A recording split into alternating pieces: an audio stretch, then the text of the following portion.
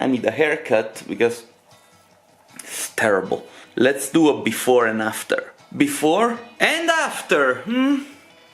Very pleased with the result.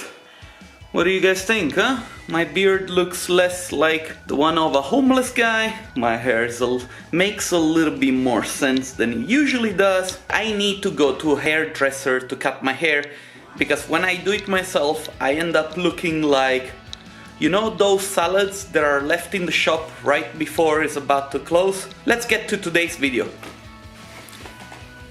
So, the topic for today is what's the best vlogging camera? Great coffee.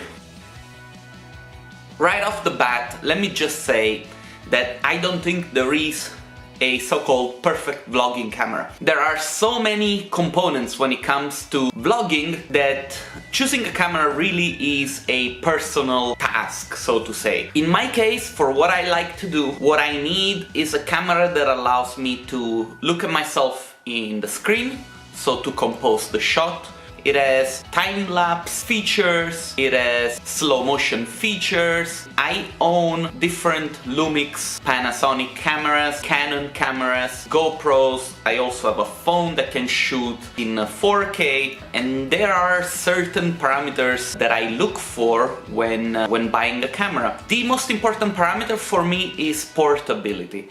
I want to have a camera that it's not super visible when I go around, and that allows me to shoot without much of a preparation. Like, I don't want to have to change the settings. I just want to be able to switch it on, point and shoot.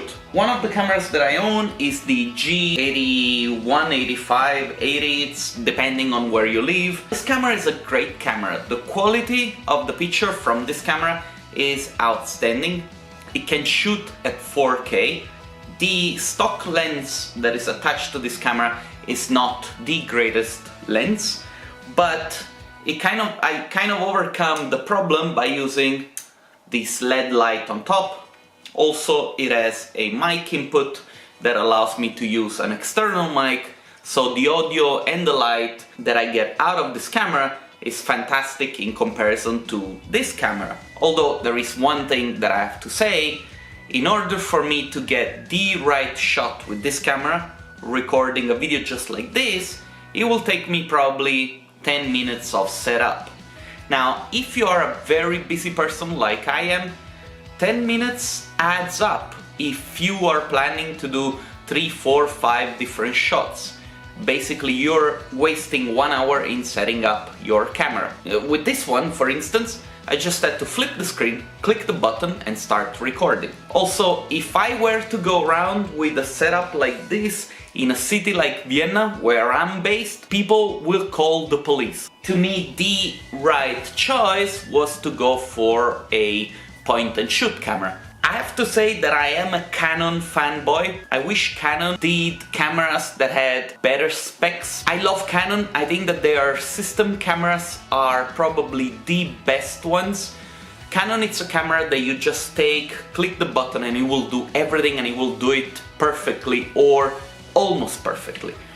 Now, since I set my heart onto a point and shoot camera, the goal for me was to have a solution that would allow me to have, you know, all the features that I described in the beginning. Unfortunately, the G7X Mark II, which by the way I have had and then I got rid of, they were simply not there and I could not work without them. Picture quality on that camera is really good, but it's not as good as this one. What you're looking at right now, it's an LX15 Lumix. The low light performance are much better, but of course, you know, there are downsides also to this camera. So let's talk about the downsides of this camera. First of all, just like the Canon G7X and the Sony RX100 Mark IV, I did not try the Mark V yet, but I hear very good things about that camera. The autofocus is not the best here. Like, if I set it in this case and it's tracking my face, then chances are that, you know, it's okay, it's gonna work. But generally speaking, it gives me issues.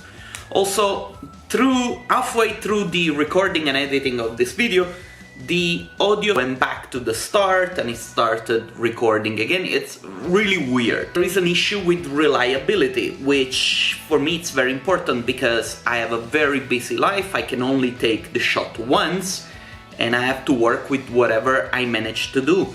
The other day I was recording something which I thought was recorded and in the end the file was not there. This is something that with Canon cameras I never really experienced. I started to work with Panasonic cameras because I had this idea of editing 4K videos, but as it turned out 4K videos were actually really difficult to edit because, you know, the 4K it's 4 times bigger than HD. A lot of people still watch stuff in HD, so does it really make sense to switch from Panasonic, which are not perfect yet, to Canon? Is a very big question. Also, in Canon cameras I do not find slow motion features, which, you know, it's kind of limiting because I would like to have it and shoot a little bit more cinematic footage. So these are all things that you have to consider before purchasing a camera. Is the LX15 the perfect camera for vlogging? Far from it. Do I like it? Yes, I do. I love it. Could it be better?